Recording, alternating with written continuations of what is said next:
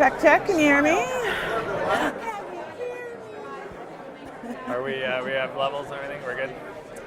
All right, so we're sitting here today with the somewhat famous Miss D. I know you as, I guess, an activist in the scene. How would you describe yourself within the scene?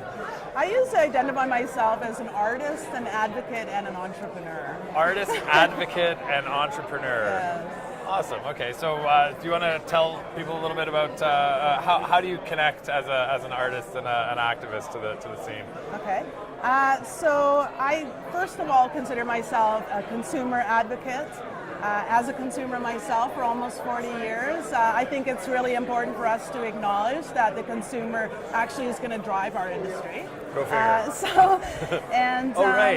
Right. People like to smoke this stuff. Right. It's not just about the LPs. Exactly. Okay. So, it's very important that we understand about who the consumer is and what their needs and desires are. So I like to try to share some of that for those, because I got a big mouth and I like to talk. So, I don't know anybody else with a big mouth who likes to talk. Nobody you don't here know anything anyway. about that, right? No. So so I do several things. I am a singer in a band. I have a Canacentric band. Canacentric band. Yes. That sounds like you have a lot of rehearsals and we're not sure what time they're going to end. We do enjoy getting together for sure. So we're a roots reggae band, and we do a lot of the classic artists. We cover them, but I also write some Canacentric music. Fine. And so that's sort of one of my most pleasurable ways of advocacy. And do we have? So you're local Vancouver. Are you? I am are these sort of sporadic gigs? Is there like a regular every 420 I can catch you at some east side venue, or how does that work? There's not a regular gig, but we do primarily do things for the industry, any events. I also represent Women Grow here in Canada as their liaison. So whenever we put on social events, often we utilize You go from being the suit girl to the reggae sort of band, and then back again. Queen. The reggae queen. Gotcha. The reggae queen. Say it like it is. Exactly what he said. So there's lots of. It's such an exciting time in our industry. Yes, right? Very nascent. Tell me. I'm curious to know a little bit about Women Grow, and that's a new organization for me. I wasn't aware of it until probably 6 months ago or so. Where you been? I know. Well, hiding in real estate and other horribly terrible markets. Okay. Yeah, it dropped on my speaker. Dropped. We're holding. Sorry. Please hold on that thought. This fell off. All right, thank you. That's better, thanks. Our camera person had to fondle her a little bit now that we're back. I feel so much better now.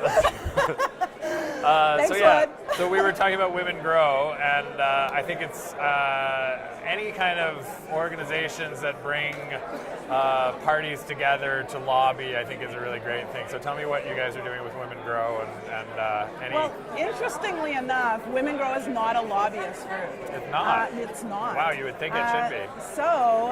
Although I think what you may see is that the individuals that are involved with Women Grow often have, personal things that they do in terms of activism and lobbying and stuff like that.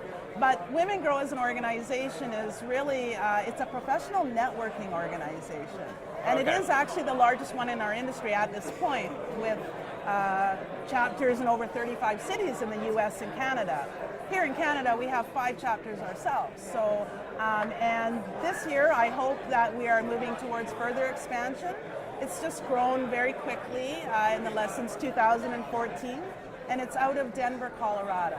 Right. So it is actually designed to connect and inspire, empower, and educate women in the cannabis industry. So they're not necessarily growers, it's all aspects of our industry. Yeah. Entrepreneurially focused? Yes. So women in the industry, effectively. Yes. Very cool. Yes. And you have events here in Vancouver? Every chapter meets on the first Thursday of each month, of course. everywhere, and from 6:30 to 8:30. And typically that looks like a time for networking, professional networking with speakers and guests and stuff like that. So, and then typically afterwards we get together and have our social networking time.